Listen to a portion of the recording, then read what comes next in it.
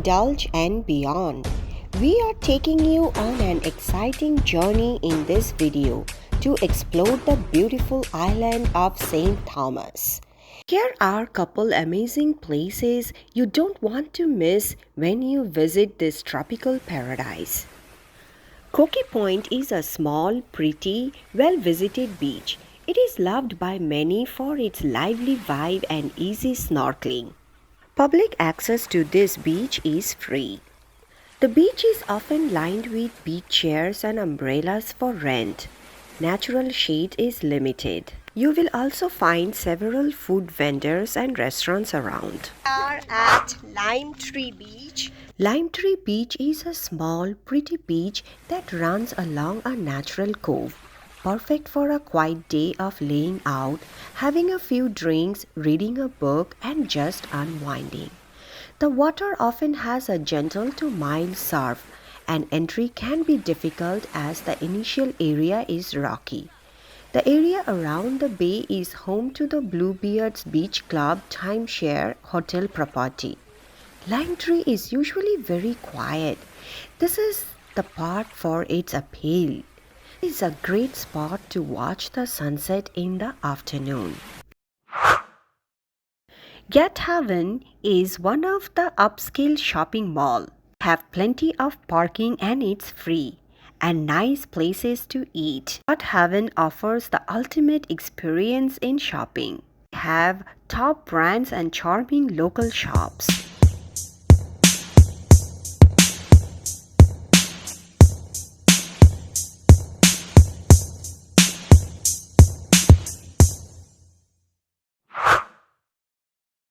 In Ocean Safari in Red Hook, St. Thomas, you can feed these giant harpoons.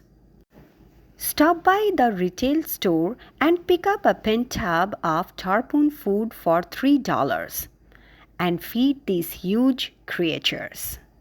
It's great fun activity for kids. They really love it.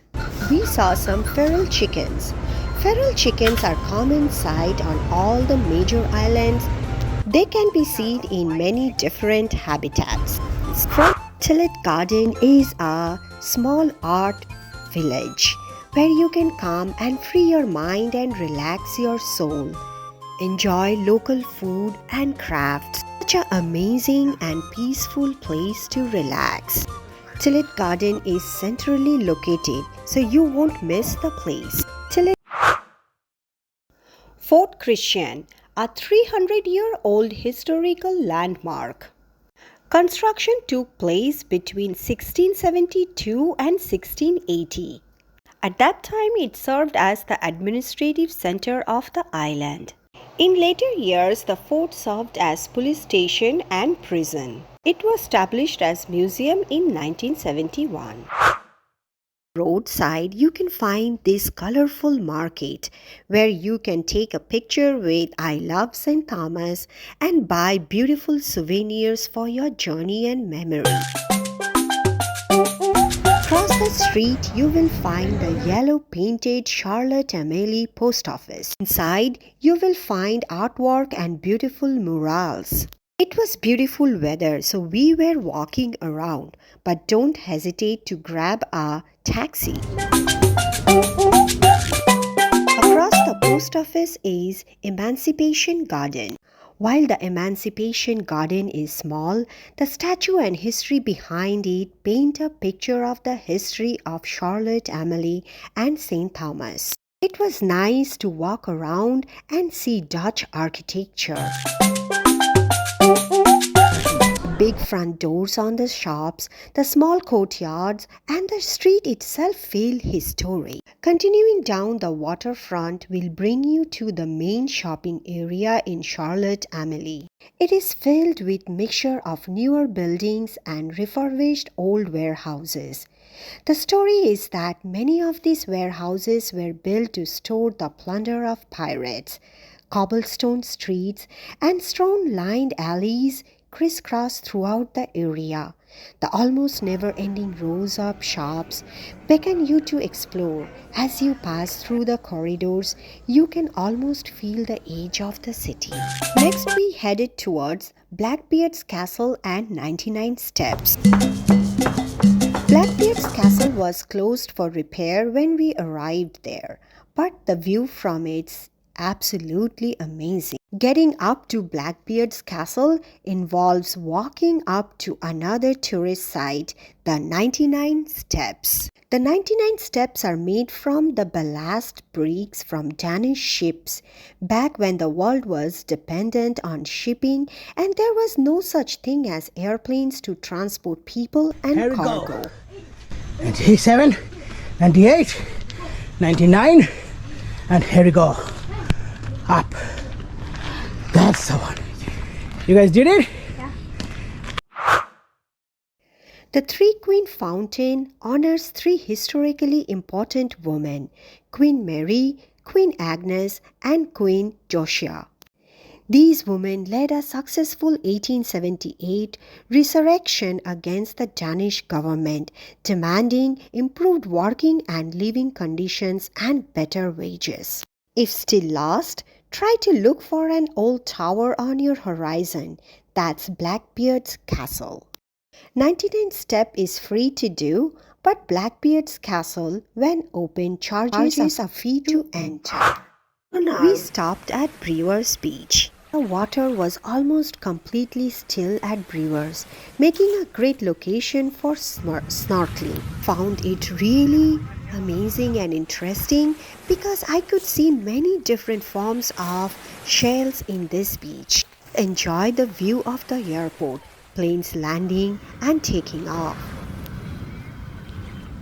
Parking was Next, we are heading towards St. John's from St. Thomas in a ferry. It was almost 45 minutes ride.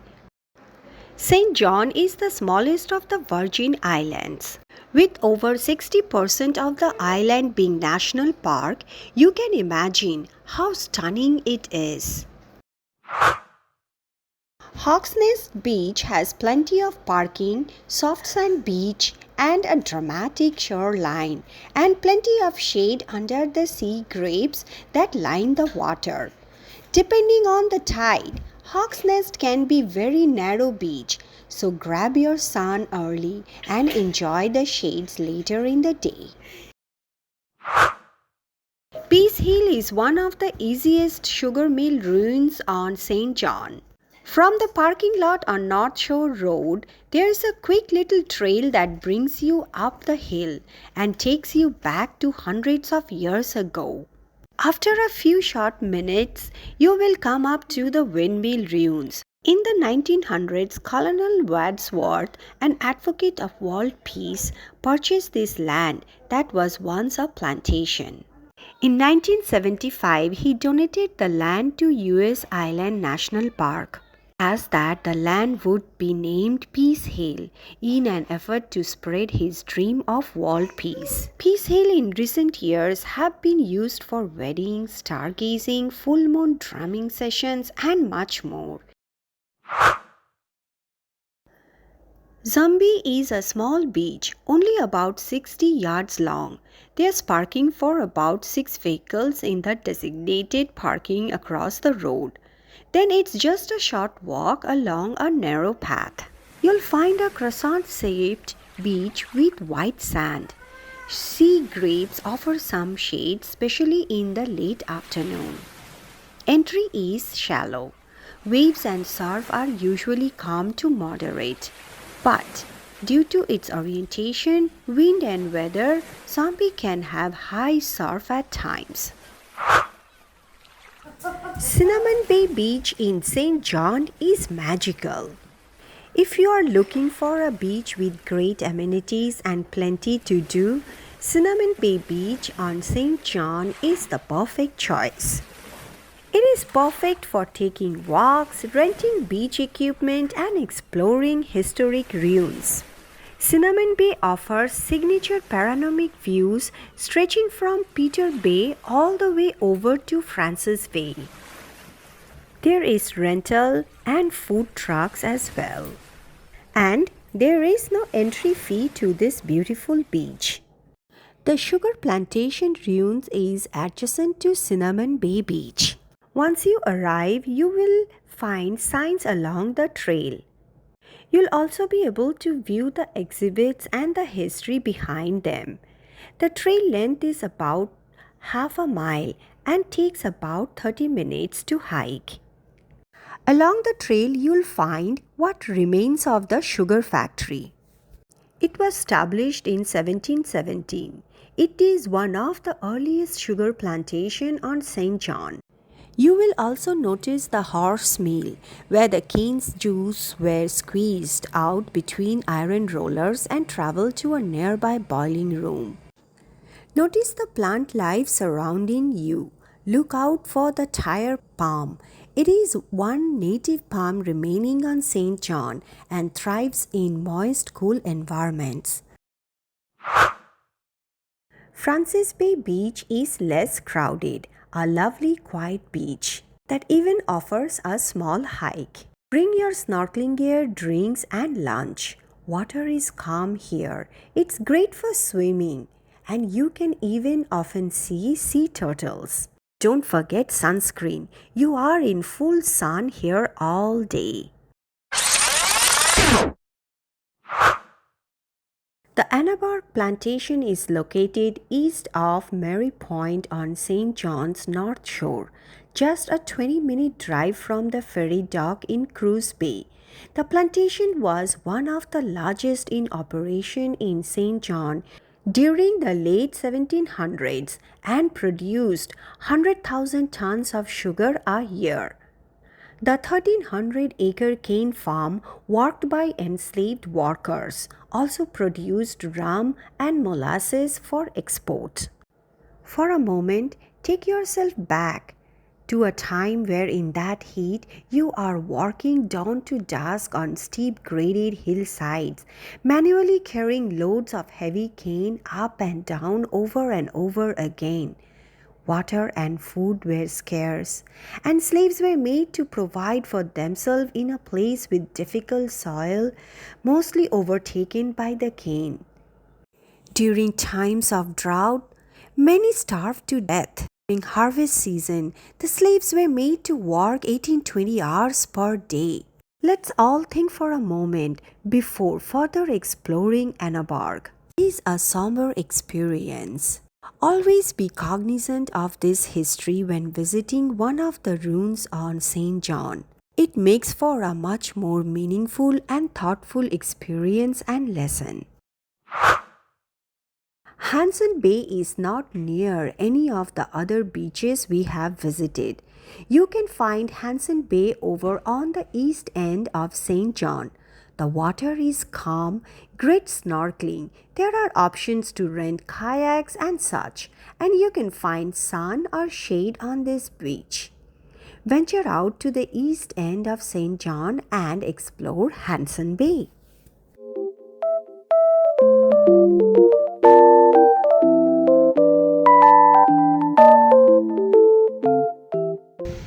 So we found the swing. Here is the St. Thomas, the famous swing. Sit here and take beautiful pictures. This is a really beautiful place. I would for sure recommend to come here and enjoy this beauty. Beach is mostly gravel weathers here. Yeah. These boats, it's sad, but it's kind of too much. Just to come enjoy. Here is the other side of the bay. Let's go and check it out. This is beautiful.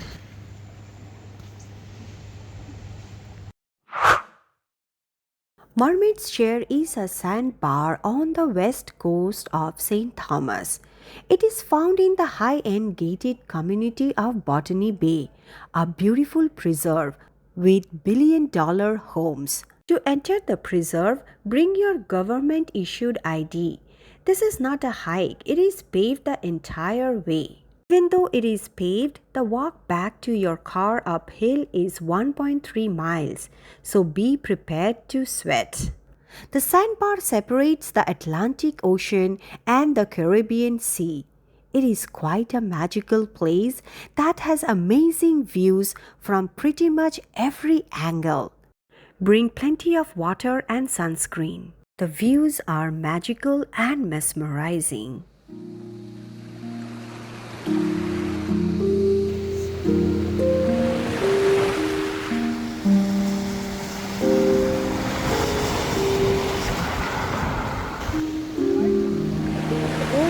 Look where the kids are.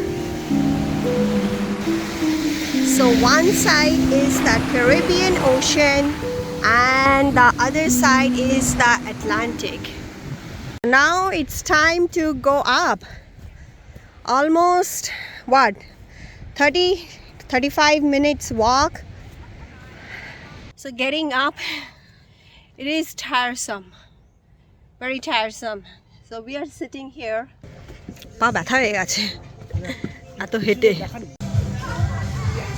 All the way down, you have to walk up.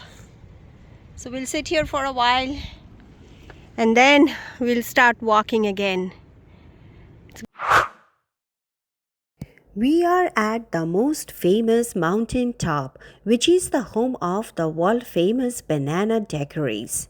Mountaintop is one of the big duty-free shopping mart filled with tons of souvenirs, clothing, jewelry, and other stuff, plus a clean restroom and a bar that serves the famous banana daiquiris. Also, it was the amazing view that captures your attention.